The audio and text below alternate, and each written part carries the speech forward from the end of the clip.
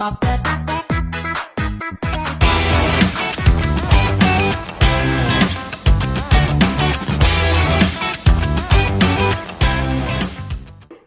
DMSU dimanapun Anda berada, yang hari ini masih menggantung di awang-awang, saya anjurkan untuk Anda turun, karena hari ini Warta DMSU Tubaba menghadirkan salah satu putra terbaiknya Tubaba, yang urusannya nggak tanggung-tanggung. Bagaimana Tubaba ini menjadi punya wajah, punya spesifikasi yang layak bertanding di luar sana. Siapa beliau? Sekretaris PUPR Kabupaten Tulang Bangla, Bang Sadar Shah. Apa kabar Bang Sadar?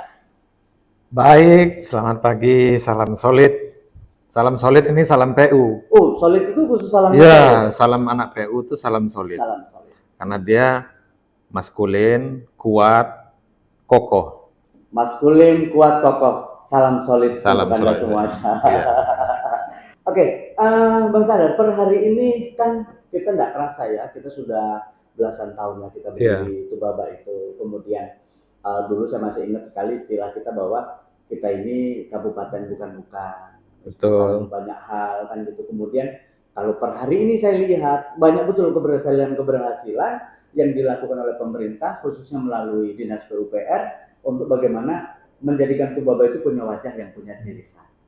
Ini luar biasa. Yeah. Boleh cerita dikit dong dari awal. Jadi Mas Wawan, kami di Dinas PUPR ini mengampu tugas dari misi visi Bupati.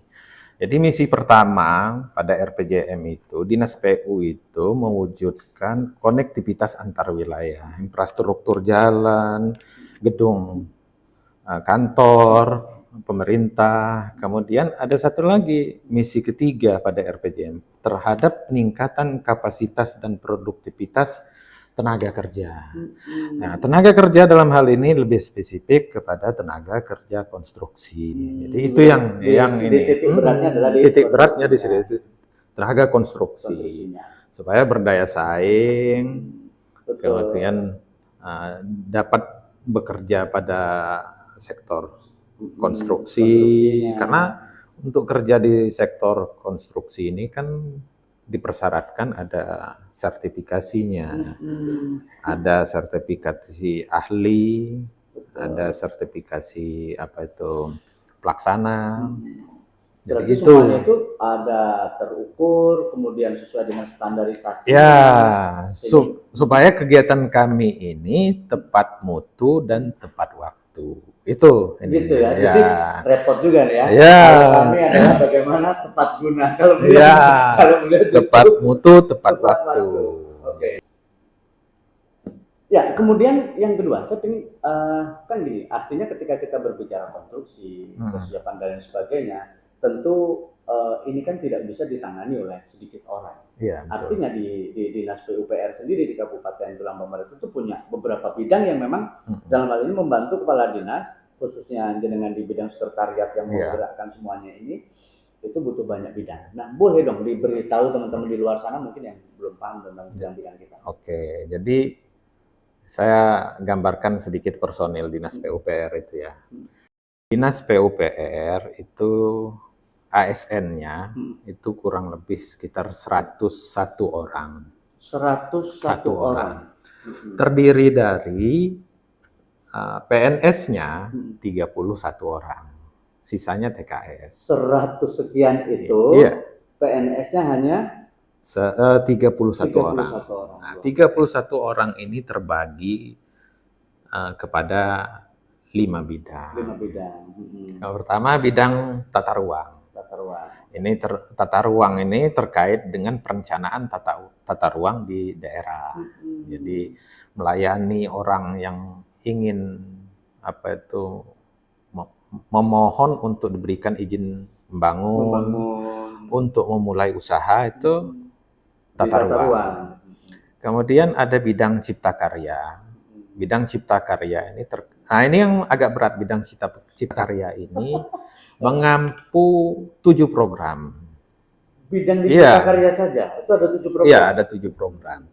Bidang cipta karya ini mengampu tugas terkait dengan penyediaan air minum, jaringan air minum, infrastruktur persampahan regional, kemudian penyehatan lingkungan. Kan kami masuk juga ke penyehatan lingkungan karena terkait penyediaan sanitasinya, ya. penyelenggaraan bangunan gedung, pengembangan pemukiman. Nah, itu yang menjadi tugas dari bidang cipta karya. Selanjutnya ada bidang bina marga. Bidang bina marga ini cuma mengampu satu program. Penyelenggaraan jalan dan jembatan. Tapi sub kegiatannya nggak kalah penting, nggak kalah banyak. Nggak kalah banyak. Kita itu mengampu tugas penyelenggaraan jalan itu sepanjang 1.200 sekian kilometer. Yang masuk dalam kategori jalan kabupaten. Jalan kabupaten dan jalan desa. Luar biasa. Iya, 1.200 sekian kilometer. Itu bidang bina marga. Kemudian ada bidang pengairan. Pengairan ini terkait penyediaan air baku. Air baku itu meliputi embung, saluran sungai, sungai yang menjadi kewenangan kami. Kalau sungai Tulang Bawang itu menjadi kewenangannya Balai Besar. Terkait dengan daerah irigasi, bendung, pintu sadap, segala macam itu menjadi tugas kewenangan dari bidang pengairan. Kemudian ada bidang perencanaan dan bina jakon. Nah, ini yang saya sebut tadi, mengampu perencanaan dan bina jakon ini dia tugasnya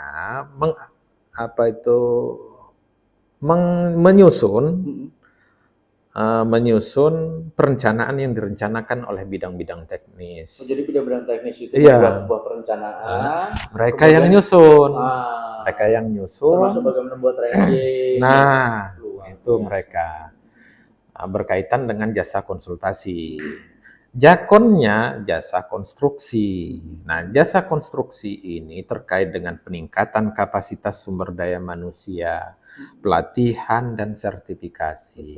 Itu bidang bina jakon. Ditambah sekretariat. Sekretariat saya tugasnya kan cuman terkait dengan administrasi umum, membantu pimpinan terkait dengan penyusunan program, monitoring dan evaluasi kegiatan masing-masing bidang. Jadi kami kalau dari segi kebutuhan sumber daya manusia jauh dari cukup, Mas. Iya, benar, jauh dari cukup. Dengan pekerjaan yang luar biasa. dengan pekerjaan iya. Tapi ya nggak menjadi keluhan kami. Kami berupaya inovasi terkait dengan pelaksanaan tugas. Contoh monitoring dan evaluasi kami buat, ini sedang disusun sistem monitoring dan pengamanan, pengendalian mutu. Jadi nanti nggak perlu lagi kita turun ke lapangan. Jadi ada tim sudah berbasis dengan JIS, sudah berbasis dengan web. Ya, betul. Jadi laporan fisik kegiatan itu real time setiap hari. Kalau waktu itu kita nunggu laporan dari manual dari masing-masing pelaksana kegiatan. Ya, tentu kalau itu JIS itu sudah bisa dilaksanakan ke depan ini, otomatis kan semuanya bisa terpantau. Iya, terpantau. Artinya, termasuk bagaimana apa yang menjadi darurat. Iya, betul. Kan seperti yang jenengan lakukan kemarin. Rumangan. Kan, ya. Itulah salah satu tugas kami, menjawab keluhan masyarakat. Tapi batasan pembiayaan, batasan sumber daya manusia nggak bisa jadi patokan. Itu nggak bisa jadi patokan menghambat, yang kira-kira menghambat kami untuk melaksanakan tugas fungsi kami. Jadi kami berupaya saja, yang penting kita kabupaten ini bisa berdaya saing. Tapi kan, Bang Sadar, jadi selama pantauan jenengan ini, selama jenengan jadi sekretaris di PUPR gitu, bagaimana kalau kan jenengan sama dengan saya kan gitu, asli Tubaba memang, yang berencana juga mau dimakamkan di sini. Niatnya tulus kan. Iyalah, membumi, ya, membumi. Betul, sesuai dengan apa yang didorong oleh PUPR Iya. untuk menciptakan masyarakat Tubaba untuk kembali ke masa depan kan gitu. Iya. Nah, kemudian gini, tentu kan ini bukan pekerjaan yang mudah gitu ya. Selain terencana, terukur, sistematis, kemudian juga terevaluasi dengan baik. Iya, gitu. betul. Terus kemudian juga apa yang namanya, menghadapi keluhan ini kan persoalan. Iya, betul. Menghadapi keluhan ini kan persoalan. Kadang-kadang teman-teman itu mengeluhkan sesuatu yang justru kadang-kadang bukan ranah kita nih. Iya. Kan gitu.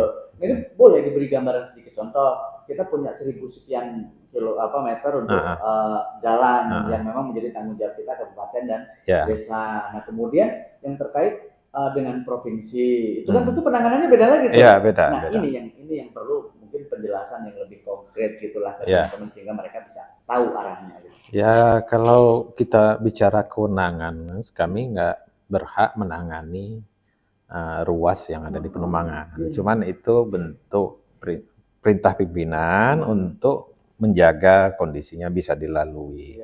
Kami terkait ruas yang menjadi kewenangan provinsi, kami mengusulkan memberikan informasi bahwa ruas ini dalam keadaan rusak berat, jalannya aktif, sekarang sudah menjadi perhatian masyarakat, kata kami kan, sehingga mereka kita ajak turun supaya bisa direalisasiin. Nah, ini yang jadi persoalan kita.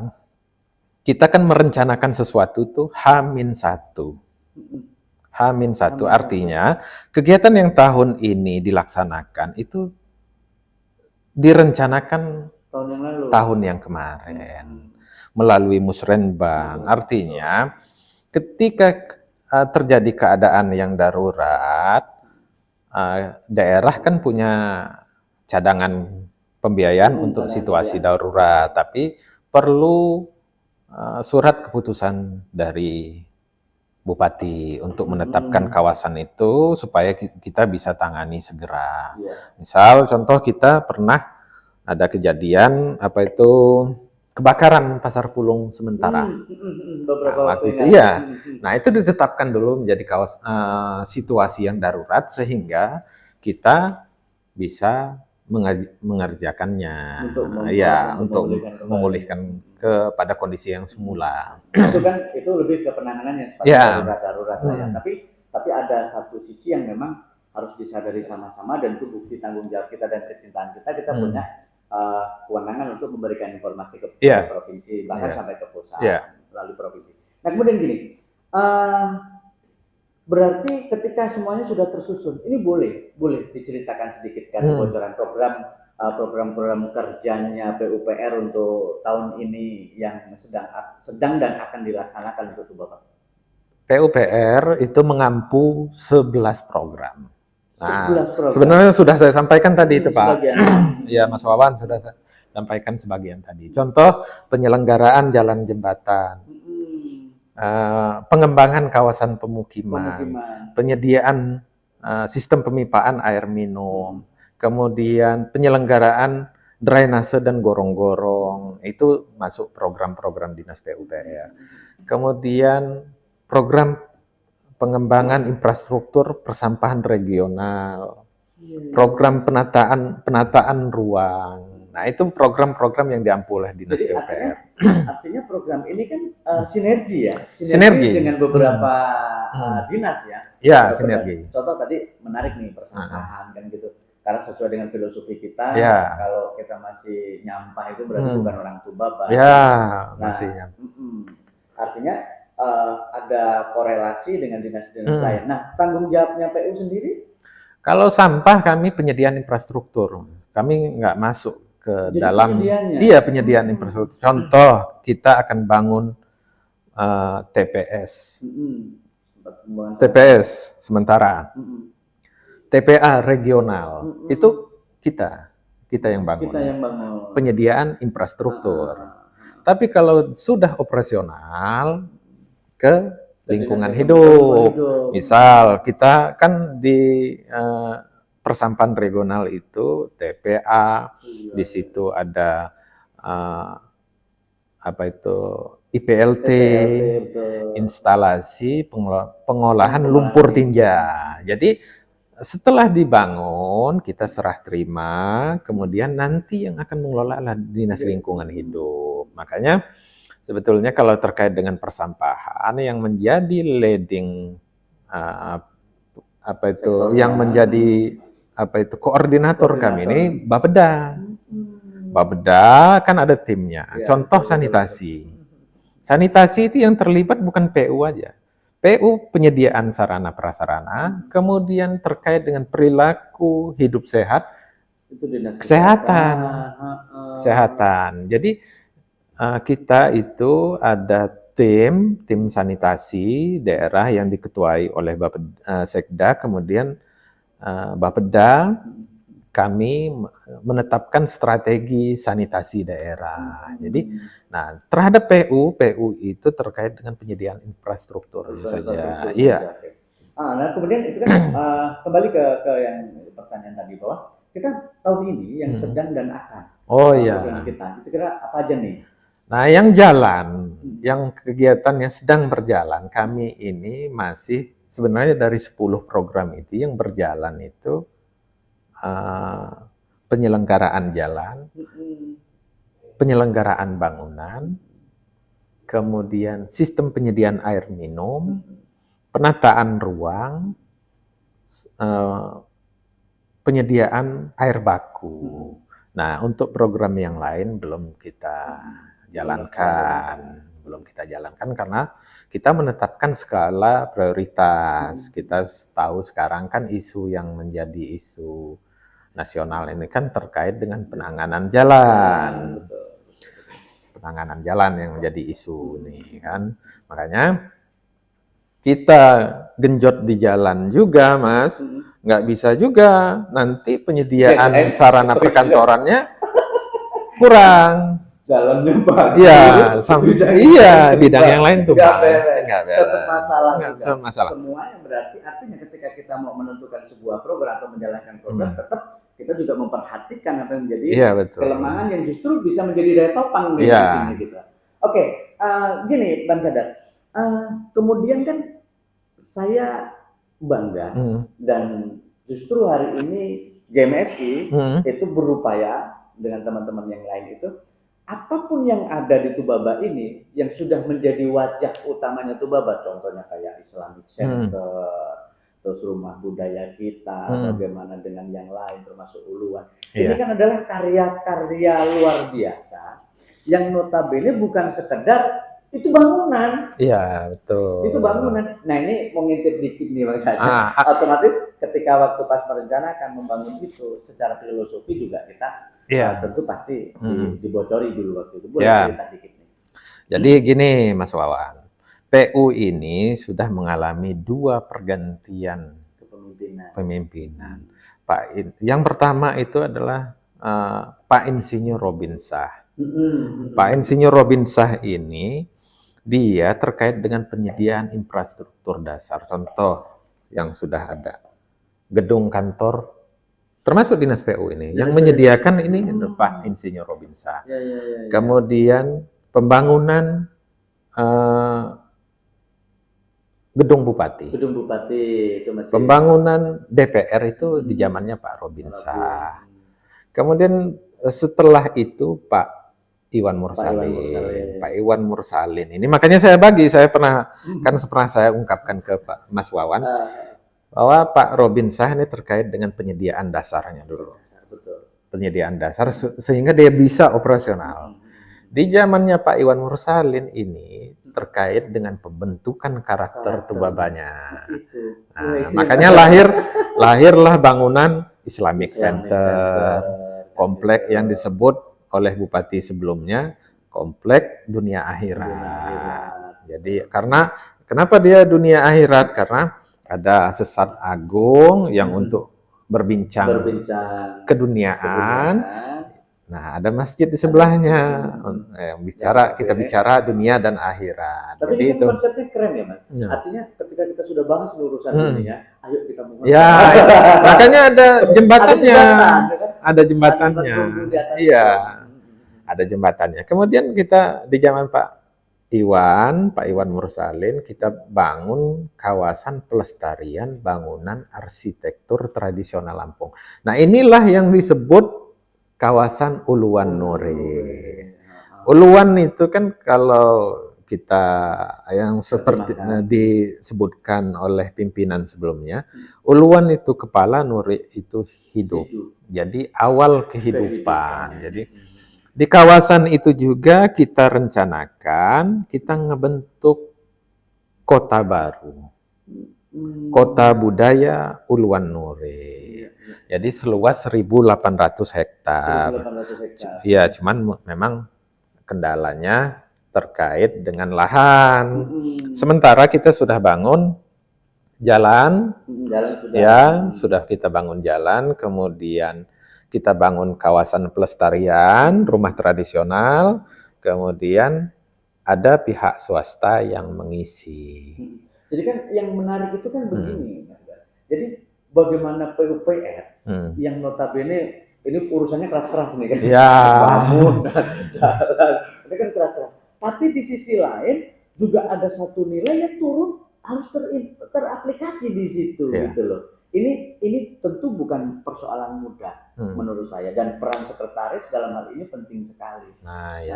Sekretaris penting sekali. Nah, kalau yang saya ingin tanyakan ini kan gini, terkait dengan upaya, kan nggak mungkin pimpinan langsung nih yang untuk urusan yang sifatnya manajerial dan sebagainya. Itu tentang upaya kinerja pegawai supaya mereka juga bisa memahami bahwa tanggung jawab kita besar, ada nilai di situ yang harus kita ikut tanamkan ke masyarakat. Itu piye ceritanya itu bisa sekeren ini? Ya, jadi ini saya kasih perumpamaan. Jadi pimpinan kami ini, kami nggak nyebut dia kadis, nggak nyebut dia pimpinan. Kami sebut dia mentor. Karena lebih banyak mengarahkan, menggali kami. Itu tadi saya gambarkan. Kalau dari sumber daya manusia, Mas, 31 orang dibagi dengan 5 bidang, 1 sekretariat. Jadi itu nggak cukup gitu, tapi nggak bisa jadi patokan itu, nggak bisa jadi keluhan, nggak bisa jadi hambatan kami. Sehingga untuk peningkatan kinerja Dinas PUPR ini, memang sudah dari tahun 2018 kami itu mengadakan apel setiap pagi, di samping apel yang ada di Pemda setiap Senin dan Kamis. Jadi pagi sebelum mereka beraktivitas. Iya, sebelum kita beraktivitas kita sudah melaksanakan apel dan bergiliran. Sebagai pemimpin apel. Iya, pembina apelnya. Kadang Pak Kadis menjadi peserta apel. Kebanyakan dia menjadi peserta apel. Saya dapat giliran di hari Selasa. Kemudian nanti kabit-kabit. Setelah kabit dapat jatah, kemudian kasih pejabat fungsional. Nah, bergiliran terus. Nah, kami yakin bahwa peningkatan disiplin ini dia berbanding tegak lurus terhadap peningkatan kinerja Dinas PUPR. Ini terasa semenjak kami aktif di kantor, kemudian waktu kerja itu maksimalkan, kinerja Dinas PUPR ini meningkat. Itu salah satu upayanya, Mas. Salah satu upaya di samping peningkatan sarana prasarana. Kalau Pak Sekretaris di hari apa jadwalnya? Saya hari Selasa. Ya sudah, nanti kapan-kapan teman-teman kita. Ya, nanti nggak apa-apa. Yang artinya memang apa ya? Ada kalanya kan kita juga perlu orang lain. Iya, betul. Nanti nggak apa-apa, ikut apel juga kan. Peningkatan disiplin berbanding tegak lurus terhadap peningkatan kinerja. Betul. Hari Selasa sebelum ngopi ya. Iya. Nah, kalau Selasa kita memang kadang-kadang kita sediakan sarapan, Mas. Sarapan di teras itu. Makanya di teras itu sudah saya sediakan kursi. Kursi memang sengaja mereka bisa duduk bareng. Iya, kursi. Nah, itu secara disiplin kan gitu. Kemudian secara kinerja. Nah, peningkatan dari segi disiplin ya. Disiplin tadi sudah saya sebutkan upayanya ke sana. Peningkatan kapasitasnya, peningkatan kapasitas ini kami kalau nggak salah tahun kemarin, tahun 2022 itu kerjasama dengan Unila untuk profesi kawan-kawan yang sarjana teknik di PUPR. Ada 12 orang yang sudah menjadi insinyur.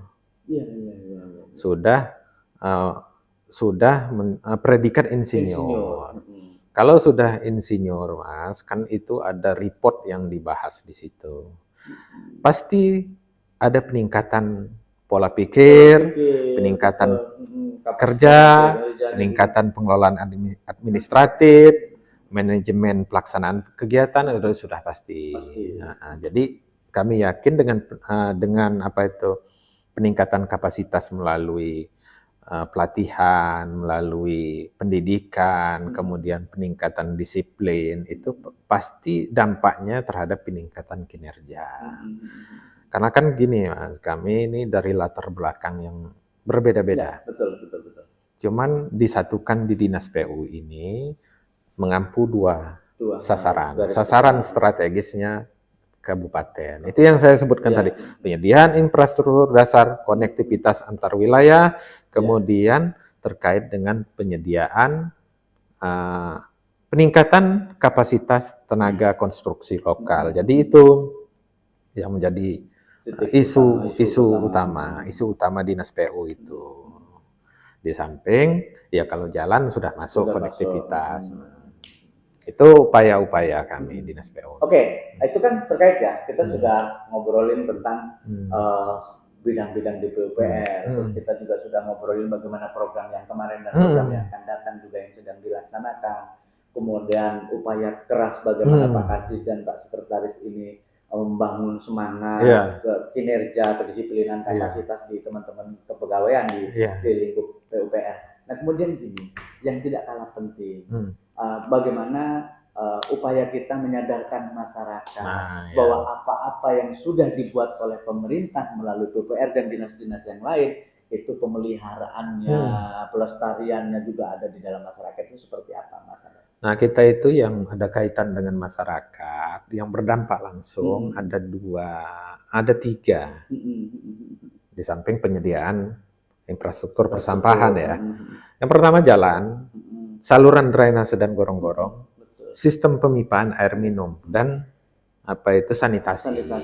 Nah, kami menghimbau kepada masyarakat terkait dengan penggunaan jalan. Kapasitas jalan kita jalan kabupaten.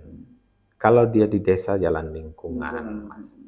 Jadi ada batasan-batasan tonasenya. Jalan kabupaten itu 9 sampai 10 ton. Nah, kepada masyarakat dan pelaku usaha, kami ini menginginkan supaya agak tertib dalam menggunakan alat angkut. Karena hari ini kami perbaiki, kami tingkatkan kondisi jalannya. Kalau menggunakan, kan sekarang kita banyak melihat mobil, sennya itu bisa 1,5 meter dari kepalanya. Bahkan luar biasa kan? Artinya kadang-kadang sumbu bannya yang double. Nah, jalan kami, Pak, kalau hari ini diperbaiki, kemudian besoknya dilalui oleh kendaraan yang tonasenya bebannya berat, pasti rusak. Bisa dipastikan pasti rusak. Iya, pasti rusak. Nah, seperti kegiatan kita tahun kemarin. Nah, ini sebenarnya kami sudah berupaya difasilitasi oleh Bu PJ waktu itu, PJ Bupati, mengumpulkan pelaku usaha yang di wilayah utara, Lambukibang, Gunung Agung, Patu Putih, Waikenanga. Jadi rencananya kita memang buat jalur, Mas, jalur industri. Jalur industri yang kapasitas kelas jalannya akan disesuaikan dengan jenis angkutan mereka. Karena kan berat-berat, Mas, kalau mobil sagu itu kan Kalau dia long sasis tronton itu kan bisa 50 ton, Mas. 50 ton. Iya, kapasitas jalan kita 9 sampai 12 ton. Nah, kalau dilewatin pasti iya, pasti ngegulung. Jadi itu. Nah, kaitan dengan drainase. Drainase kadang kita bangun karena dia biasanya kalau kita bangun jalan, pekerjaan pendampingnya itu drainase. Misal jalan 3 km, drainasenya kan kita spot, Mas. Kalau kita bangun sepanjang 3 km juga kan, kiri kanan berarti dia 6 km. Nah, biayanya hampir sama dengan ngebuat jalannya. Tapi ini kita akalin itu di titik tertentu saja. Tapi di daerah-daerah yang memang perlu drainase. Ya. Nah, ada kelemahannya. Makanya saya bilang tadi ada perlu dukungan dari masyarakat.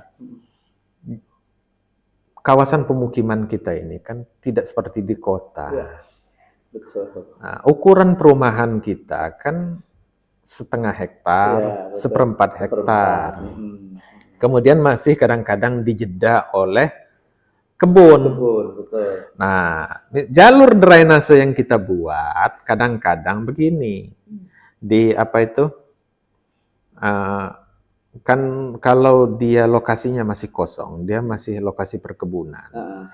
Masyarakat mengeluarkan hasil buminya untuk ke jalan, itu kadang-kadang ditimbun dengan tanah. Jadi drainasenya Iya, drainasenya terhambat, arus airnya terhambat sehingga pasti ngerusak jalan. Jadi itu kaitan dengan drainase. Kalau sanitasi kami ini kan ada kegiatan sanitasi lingkungan berbasis masyarakat. Setelah kami bangun, nah ya dipergunakan gitu, Mas. Artinya ada yang tangki septiknya itu individu. Ada yang komunal. Komunal ini terdiri dari 10 rumah menjadi satu. Iya. Ya, biasanya kan kita bangun tidak dengan biliknya.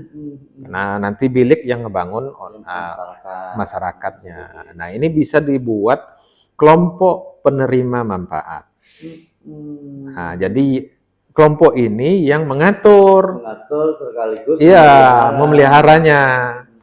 Itu yang perlu ke depan kita galakkan. Kemudian terkait penyediaan air minum. Ini hampir sama dengan sanitasi tadi. Operasional dan pengelolaan oleh masyarakatnya yang kita kalau masih disuruh merawat gitu, Mas ya. Nah, spam kita itu lumayan banyak. Sumur bor yang kita bangun lumayan banyak. Penggunaannya ke masyarakat, ke pribadi, ke daerah-daerah yang kira-kira rawan air. Nah, itu terkait pengelolaannya kan. Nah, pengelolaan ini kan dia menggunakan listrik, Mas. Iya, pasti. Nah, sekian rumah bisa patungan. Nah, ini yang kadang-kadang di lapangan itu mempunyai kendala. Sehingga kalau dia rusak, ya nunggu PU yang memperbaiki. Jadi gitu.